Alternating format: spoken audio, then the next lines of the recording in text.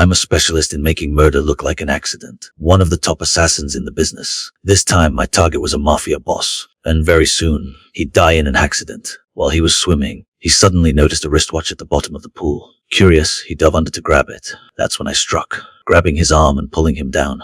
Within seconds, he drowned. The guards upstairs noticed something was off, but then the body started swimming again.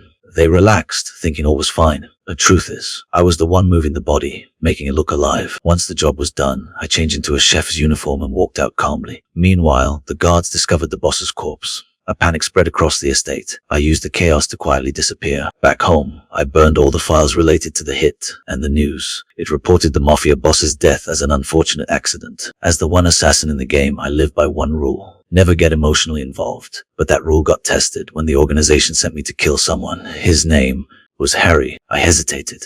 Because Harry was my old partner, I did the killing. He provided the intel.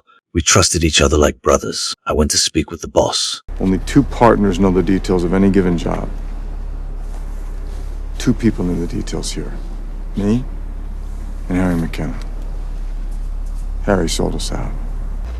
We pulled his financials. Take a look at recent offshore deposits. When I saw the bill, I realized that it was Harry who betrayed the organization. He had to die. I wrestled with it for a long time. Then finally, I called Harry. I told him to run. Step by step, I guided him. Grab scissors, take your gun, cut the power. Use the service elevator, take the stairs out. He made it to the parking garage. But there, he saw his car, completely wrecked. He knew then he'd been set up. I never planned to let him go. The whole escape was just to keep him off the cameras.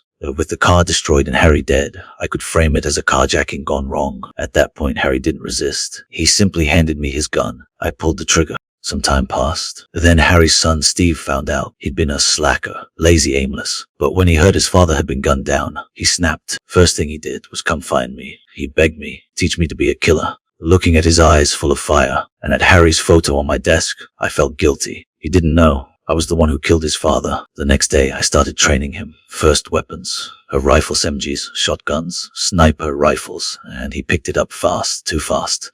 Within days, he was hitting bullseyes every shot. Then I handed him a special book, an insurance manual. It listed all the possible ways to die. Steve had to memorize them all to make every kill look like an accident. Training complete. Now, it's time for Steve's first mission.